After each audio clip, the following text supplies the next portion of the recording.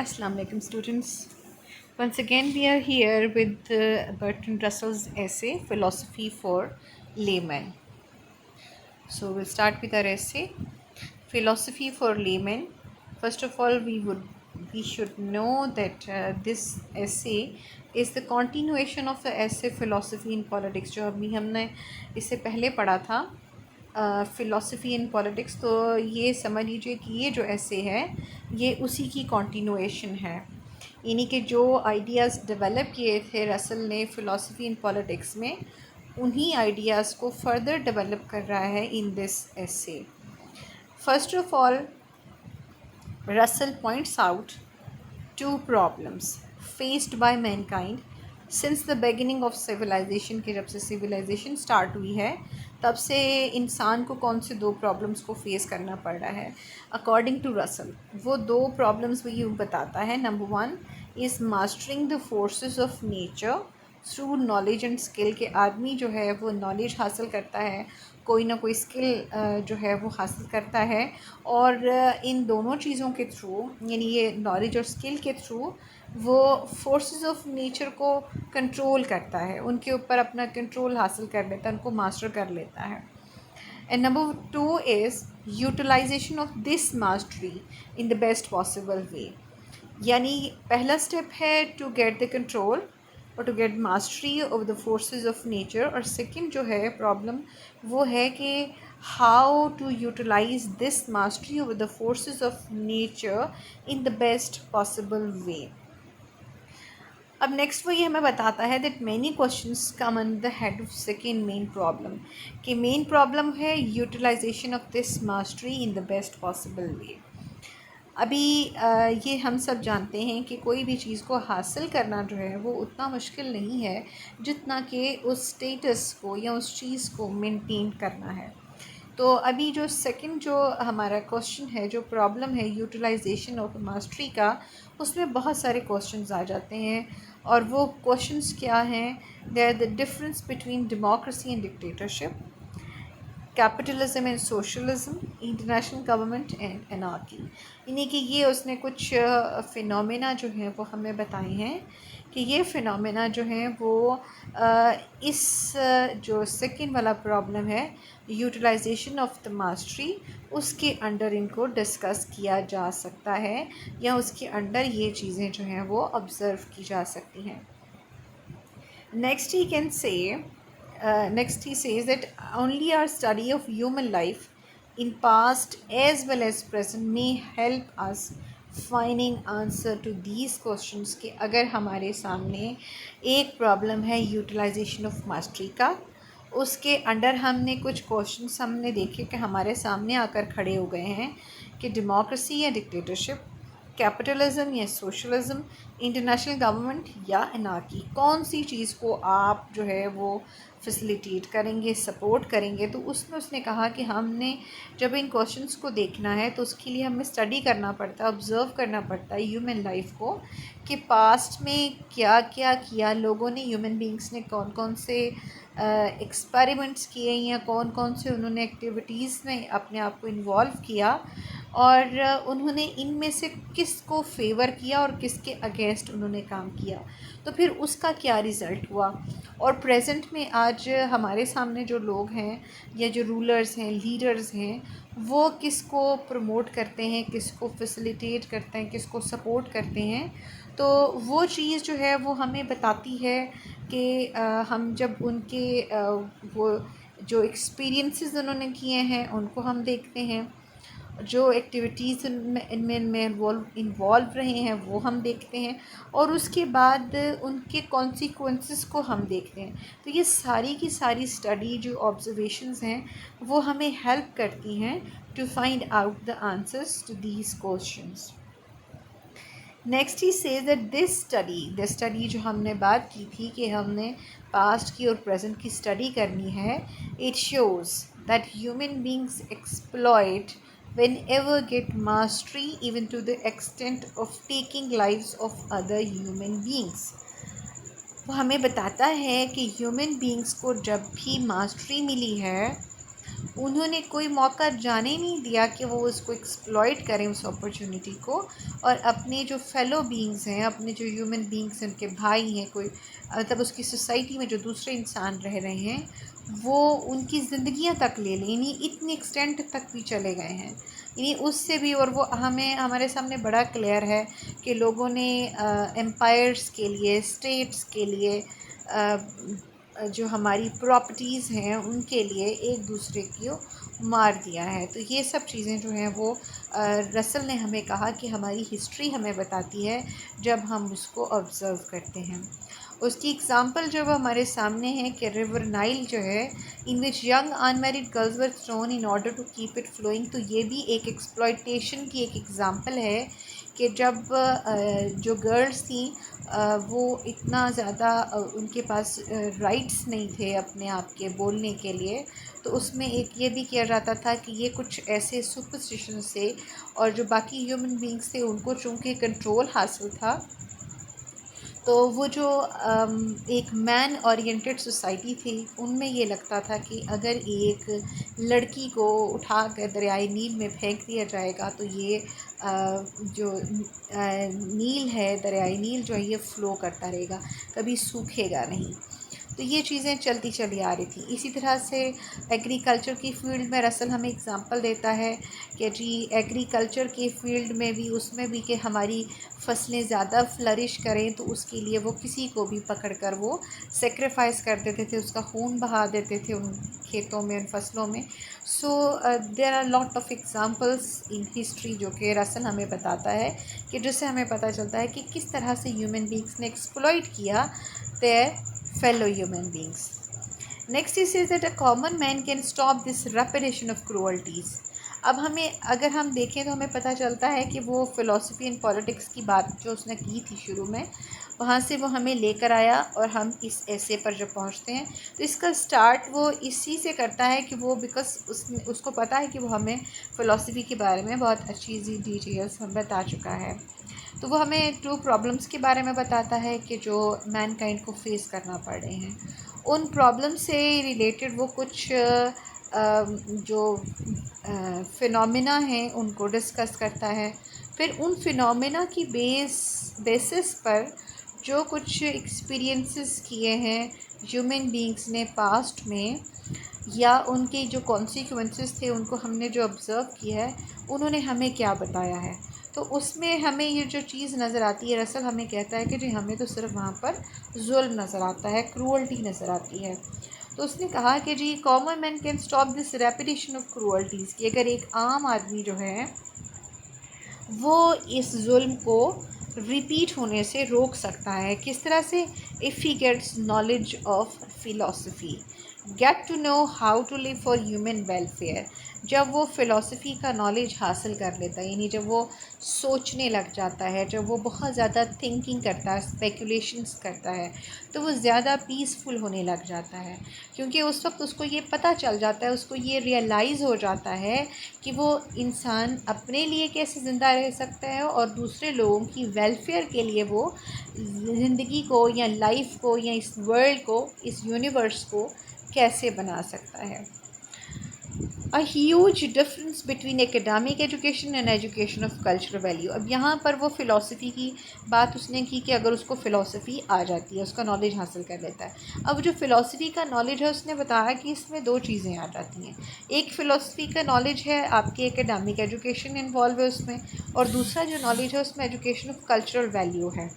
तो रसल कहता है कि इन दोनों में एक बड़ा डिफरेंस है, और वो क्या कहता है कि सपोर्ट किसको करता है। ही says that academic philosophy is not needed, कि जो एकेडमिक फ़िलासफ़ी है वो सिर्फ किताबी फ़लसफ़ा है, उसकी ज़रूरत नहीं है। Rather philosophy in its pure form is required, लेकिन असल जो ज़रूरत है वो फ़िलासफ़ी की उसकी अपनी फॉर्म में है, उसकी अपनी ओरिजिनल, अपनी प्योर फॉर्म में। और वो क्या होगी? Love of wisdom and knowledge. के जब आप कुछ सोच हासिल करना चाहते हैं, जब आप कोई विजडम हासिल करना चाहते हैं, जब कोई इल्म हासिल करना चाहते हैं, तो वो है आपको जो फ़िलासफ़ी की तरफ ले कर के जाएगा। फिर वो हमें जो फ़िलासफ़ी की यहाँ पर वो ले आता है एजुकेशन पर, और किस तरह से फ़िलासफ़ी हमारे लिए नीडेड है। तो फिर वो हमें बताता है कि फ़िलासफ़ी जो है वो असल में उसके 2 डायमेंशनल पर्पस है उसका। दो पर्पसेस हमारे सामने आते हैं। Number one is to understand the structure of the human universe, कि जो ह्यूमन यूनिवर्स है उसका स्ट्रक्चर जो है वो क्या है, वो कौन से पिलर्स हैं जिनके ऊपर ये हमारी ह्यूमन सोसाइटी खड़ी है, या हमारा जो यूनिवर्स खड़ा है वो कौन से पिलर्स हैं, कौन सी चीज़ें हैं, कौन सी वॉल्स हैं जिन्होंने इसको सपोर्ट किया हुआ है। And number two is on the basis of the first purpose, यानी कि जो फर्स्ट पर्पस का नॉलेज है उसकी बेसिस पर उसको क्या करना है, to discover and inculcate the best possible way to live, कि अब उसका काम है फ़िलॉसफी के थ्रू कि वो डिस्कवर करे, और उस डिस्कवरी को डिस्कवर करना है उसने best possible way of life, और फिर उसको इनकलकेट करे अपने अंदर भी, सोसाइटी के अंदर भी। फ़िलॉसफी नाइदर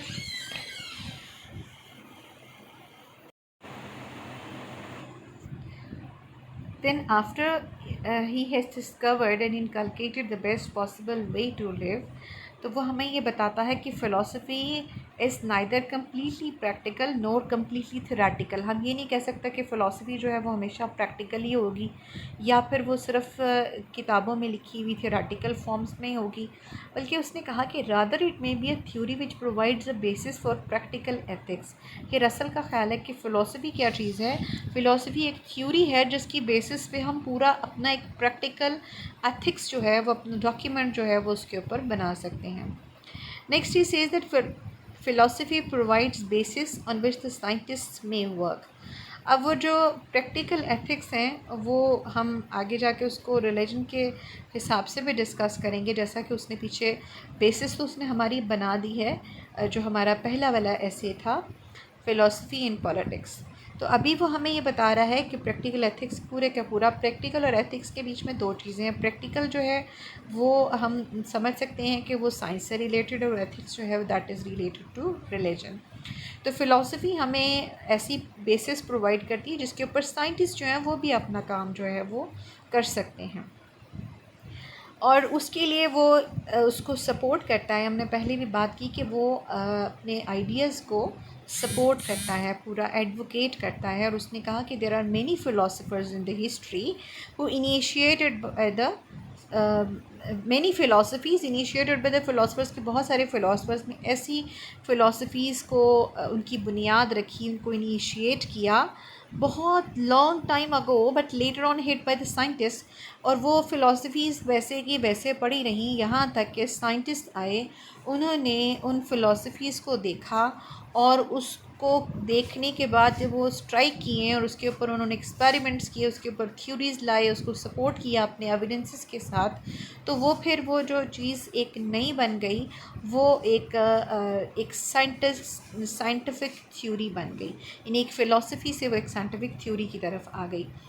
और उसकी एग्जांपल वो हमें ये देता है कि that in 6th century BC before Christ, Anaximander एक फ़िलासफ़र था, he had a theory of evolution.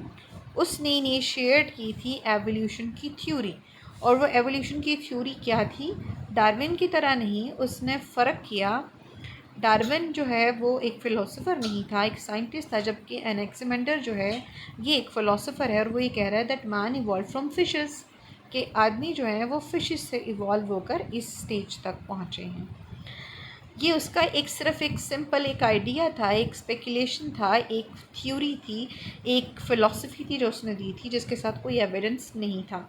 The only difference is the present of evidence in science, कि जब साइंस में ये थ्योरी हमारे सामने आती है डार्विन की थ्योरी की सूरत में, या बाद में अलामात लेकर के आता है, या बाद में उनको अपोज़ किया जाता है, तो उसमें क्या था कि वो एविडेंसेस लेकर आते हैं, और वो एविडेंसेस जो हैं वो भी थ्योरेटिकल किस्म के होते हैं, फ़िलोसॉफ़िकल किस्म के होते हैं, जो भी थे इन थ्योरीज़ के अंदर। अदरवाइज़ जो है समटाइम्स एक फ़िलासफ़ी आती है और उसके बाद साइंटिस्ट जो हैं वो उसको प्रूव करते हैं, और बिल्कुल उसी तरह से हम इसको समझ सकते हैं कि जैसे हमारी जो रिलीजन है इस्लाम, उसमें एक फ़िलासफ़ी है कि हम पानी पर दम करते हैं और उसको पीते हैं और हमें लगता है कि उसकी एक तासीर है। तो अब जो है साइंस इसको प्रूव करती है, और जबकि एक साइंटिस्ट जो जापानीज़ साइंटिस्ट है उसने उसको स्टडी किया, और उसने वो माइक्रोस्कोपिक जो है वो हमें उसकी फ़ोटोज़ हमारे साथ शेयर की, और उसने बताया कि किस तरह से जब पानी के ऊपर एक अच्छी चीज़ बोली जाती है तो उसके जो मॉलिक्यूल्स हैं उनकी शेप फ़र्क होती है, वो बड़ी खूबसूरत शेप होती है, लेकिन जैसे ही कोई बुरी चीज़ बोली जाती है पानी के ऊपर तो पानी के मॉलिक्यूल्स उसको एक्सेप्ट करते हैं, उसको एब्जॉर्ब करते हैं और उनकी जो शेप है वो भी फ़र्क हो जाती है। सो ये कुछ ऐसी चीज़ें थी कि जो कि एक फ़िलासफ़ी हमारे पास मौजूद थी और साइंटिस्ट आज उसको प्रूव कर रहे हैं। तो हम आगे चलते हैं जी। At one side associated with science and with religion at the other. अब ये रसल का ख्याल है जो कि उसने पहले हमें अच्छी तरह से समझा दिया फ़िलासफ़ी इन पॉलिटिक्स में, और अब वो उसको दोबारा लेकर के आ रहा है इसी बात को। और उसने कहा कि एक साइड पर जो है फ़िलासफ़ी के साइंस है और दूसरी साइड पर रिलीजन है। यानी एक साइड पर प्योर जो है हम इसको देखते हैं कि एथिक्स से रिलेटेड है, दूसरी तरफ से प्योर इसको एक्सपेरिमेंटल ऑब्जर्वेशंस के साथ इसको जस्टिफाई होता देखते हैं। As we read in the essay philosophy in politics हम पहले पढ़ चुके हैं। Next he says that not only limited speculations, जो फिलॉसफी जो है वो सिर्फ और सिर्फ स्पेकुलेशंस तक लिमिटेड नहीं है। यानी कि हम ये नहीं कह सकते कि फ़िलासफ़ी सिर्फ वही होगी जो कि आप इंसान जो है वो गहरी सोच में जाता है और सोच में से वो कोई एक चीज़ निकाल कर लाता है और कहता है दिस इज़ द फ़िलासफ़ी। और ना ही कोई ऐसी चीज़ है विच मे और may not be confirmed by science, कि जी ये कुछ फ़िलासफ़ीज़ हैं जिनको साइंस ने कन्फर्म कर दिया और वो ठीक हैं, कुछ फ़िलासफ़ी जिनको साइंस कन्फर्म नहीं कर सकी वो ठीक नहीं है। बिकॉज रसल का ये कहना है कि there is a lot that science does not know, कि हम साइंस की बेसिस पर हम ये नहीं कह सकते कि ये फ़िलासफ़ी ठीक नहीं है, क्योंकि साइंस बहुत सारी चीज़ों के बारे में अभी तक इग्नोरेंट है, अभी तक अनअवेयर है, और ना ही nor skill can replace wisdom, ना ही हम जो हमारा जो फ़िलासफ़ी हमें विजडम दे रहा है वो हम साइंस से अचीव किए गए स्किल के साथ उसको रिप्लेस कर सकते हैं। सो फ़िलासफ़ी एक अपनी सेपरेट एंटिटी में मौजूद है और साइंस जो है वो उसकी एक स्पेशल सेपरेट एंटिटी है। Next he says that philosophy describes both the scope and the limitations of science, कि फ़िलासफ़ी हमें दोनों चीज़ें भी बता रही है साइंस की, कि कुछ चीज़ें ऐसी हैं जो सिर्फ फ़िलासफ़ी के थ्रू हमें समझ में आती हैं और सिर्फ वही चीज़ें वो डिफ़ाइन कर रही होती है, और साइंस जो है वो हमें सारी फ़िलासफ़ीज़ को समझा नहीं सकती है। बहुत सारी चीज़ें हैं जो वो साइंस प्रूव नहीं कर सकती है। तो ये फिर हमें उसके थ्रू पता चलता है कि साइंस की क्या लिमिटेशंस हैं, क्या इन्हीं के कौन सी किस हद तक साइंस जो है वो जा सकती है। साइंस के not tell about life after death, अब ये उसकी कुछ एग्जांपल्स लेकर आता है। उसने कहा कि जिस साइंस हमें बताती नहीं है कि डेथ के बाद लाइफ हो सकती है नहीं होती है, किस किस्म की होती है, ये हमें साइंस नहीं बता सकती। फिर पर्पस ऑफ द यूनिवर्स क्या था, ये हमें साइंस नहीं बताती। बस साइंस ये कहती है कि ऑटोमेटिकली जो है वो लाइफ जो है वो स्टार्ट हो गई यूनिवर्स में, और उसके लिए अर्थ जो है वो ऑटोमेटिकली जो है उसके लिए सेलेक्ट हो गया, और उसके पीछे कोई ऐसा स्पेशल पर्पस नहीं है, या वो अगर है तो साइंस उसको आज तक जो है वो डिस्कवर नहीं कर सकी है। And not can be given definite answers with philosophy yet discusses the existence of these questions. अब साथ ही वो ये भी कहता है, अब यहाँ पर हमें पता चलता है कि Russell is a scientific person and impersonal and objective attitude रखने वाला एक बंदा है, जो कि हमें उसने साइंस को भी जो है एडवोकेट नहीं किया, सपोर्ट नहीं किया। उसने जो हकीकत है, जो रियलिटी है वो हमें बता दी कि साइंस की कुछ लिमिटेशंस हैं। बिल्कुल उसी तरह से फ़िलासफ़ी की भी कुछ लिमिटेशंस हैं, और वो लिमिटेशंस क्या हैं कि फ़िलासफ़ी हमें इन सारे क्वेश्चंस के डेफिनेट आंसर्स नहीं देती है, लेकिन फिर भी वो हमें ये ज़रूर बताती है कि ये इन क्वेश्चंस की कहीं ना कहीं एग्जिस्टेंस मौजूद है, या इन क्वेश्चन से रिलेटेड कुछ रियलिटीज़ ऐसी हैं जिनको अभी तक फ़िलासफ़ी भी वहाँ तक पहुँच नहीं पाई है। Next, Russell says that philosophy also helps us to be safe from two dangers. और वो कौन से दो डेंजर्स हैं जो हमें उसने फिलोसफी एंड पॉलिटिक्स में बड़े अच्छे तरीके से डिस्क्राइब किए थे। Number 1 is dogmatism, number 2 is scepticism. उसको यहाँ पर इन शॉर्ट उसने बताया कि डॉगमेटिज्म क्या, उसने कहा डॉगमेटिज्म जो है that is certain of knowledge, कि जब आपके पास एक डॉगमा, एक बिलीफ होता है और आपने उसके ऊपर जो है वो आपको चूँकि वो नोन होता है आप उसको जो है वो फॉलो कर रहे होते हैं। स्केप्टिसिज्म में आपको कुछ पता नहीं होता, यू आर इग्नोरेंट, तो सर्टन ऑफ इग्नोरेंस होता है ये। फिर उसने बताया कि डॉगमेटिज्म जो है that is opposite to peace and place against democracy. ये हमने चीज़ पहले भी पढ़ी है कि डॉगमेटिज्म है किस तरह से वो पीस को डिस्ट्रॉय कर रहा है, डेमोक्रेसी के अगेंस्ट वो अपना रोल प्ले करता है।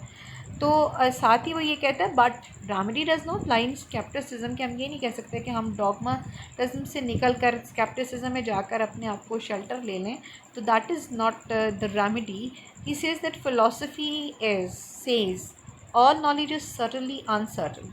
ये बड़ा फ़िलोसॉफिकल सा एक स्टेटमेंट है कि जिसमें हमें वो बता रहा है कि जितना भी नॉलेज है वो सर्टनली अनसर्टन है, कि हम किसी चीज़ के बारे में डेफिनेट नहीं हो सकते, कि हम ये कहें कि ये चीज़ ऐसे है तो ये ऐसे ही है, ये चेंज भी हो सकती है, जो कि हमें पीछे भी उसने बताया था कि चेंज जो है वो हर वक्त होता जा रहा है, और हम कहीं भी ये नहीं कह सकते कि स्टैटिक हो गई है लाइफ या स्टैटिक हो गई universe. But an assumption of certainly cautious and alert is needed. उसने कहा कि जी ये ज़रूरी है कि समटाइम्स हमें ये इस तरह की चीज़ें हों कि हम कहें कि अच्छा हम सपोज़ कर लेते हैं, अज्यूम कर लेते हैं कि ये चीज़ें सर्टन हैं, तो ये उसमें फिर उसमें हम क्या होते हैं, कॉशियस भी होते हैं, अलर्ट भी होते हैं कि किसी भी टाइम पर ये चेंज भी हो सकता है. तो philosophy is based on the fact that knowledge is good even if it is painful. Philosophy ने हमें ये बताया है कि नॉलेज अच्छी बात है, नॉलेज होना चाहिए है, चाहे वो पेनफुल ही क्यों ना हो. फिर उसके बाद वो फ़िलासफ़ी के कुछ हमें बताता है रोल्स जो वो प्ले करती है, किस तरह से वो हेल्प करती है ह्यूमन बींग्स को या एक ले मैन को. तो वो उसके कुछ ऑलमोस्ट उसमें 9 हमें बताए हैं किस तरह से ये जो कैरेक्टरिस्टिक्स है उसकी फ़िलासफ़ी के जो वो रोल प्ले करता है उसके लिए. Number 1, philosophy helps us to save us from believes which stimulate our fears and serves our self esteem. कि हमें ऐसे बिलीव से यानी डॉगमाटिज्म से बचाती है कि जिसकी वजह से हम किसी न किसी फ़ियर को अपने अंदर डेवलप कर रहे होते हैं, और उसकी वजह से जो हमारी सेल्फ़ इस्टीम है वो सेटिस्फाई हो रही होती है. तो उसने कहा कि हमें फ़िलासफ़ी इस तरह की चीज़ से बचा लेती है. Number 2, it dissociates principles from personalities. Philosophy जो है वो अलग कर देती है प्रिंसिपल्स को पर्सनालिटीज़ के साथ से. फिर यानी वो इम्पर्सनल हो जाते हैं. प्रिंसिपल जो होते हैं वो ऑब्जेक्टिव हो जाते हैं, वो सब्जेक्टिव नहीं रहते, किसी एक पर्सन से रिलेटेड नहीं रहते, बल्कि वो पूरी ह्यूमैनिटी के लिए, पूरी मैनकाइंड के लिए हो जाते हैं. Number 3, philosophy helps to avoid biased attitude.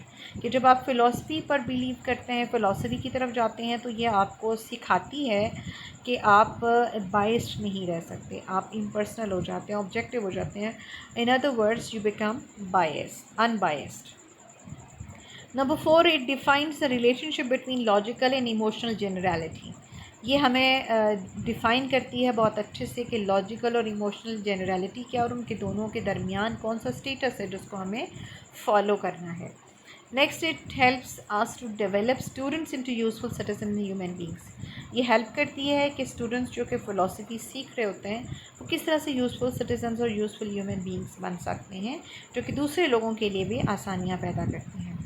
Number 6, it can give an impersonal approach towards the AIIMS of life. कि इंसान जो है वो ज़िंदगी की तरफ देखता है इम्पर्सनल अप्रोच के साथ, यानी सब्जेक्टिविटी ख़त्म हो जाती है उसके अंदर से, वो सिर्फ अपने लिए नहीं सोचता बल्कि वो सब लोगों के लिए सोच रहा होता है. Next is illustrates role to an individual with reference to society. की डिफ़ाइन करती है एक पर्सन के लिए उसका रोल, कि वो अपनी सोसाइटी में किस तरह से अपना रोल प्ले कर सकता है, और that should be positive as well. Next he says that it helps to enlarge the scope of his thoughts. कि जो इंसान की सोचें हैं उनका स्कोप जो है उसको एनलार्ज करता है, ब्रॉड माइंडेड बना देता है आपको. Number 9, it helps to get rid of anxieties and thus help an individual to reach sanity. कि एक शख्स जो है वो बहुत सारी प्रॉब्लम्स, बहुत सारी जो एंग्जाइटीज़ हैं उसको, बहुत सारी जो परेशानियाँ हैं, टेंशन्स हैं, उनसे उसको रिलीफ़ देता है और हेल्प करता है कि वो ज़्यादा सेन हो जाए, ज़्यादा वाइज हो जाए, यानी विजडम की तरफ वो ट्रैवल कर सकें. तो अब हम आ जाते हैं इसके कंक्लूजन की तरफ, जो कि हमें रसल इस तरह से बताता है that in short philosophy helps common man to live happily as well as to make the society worth living.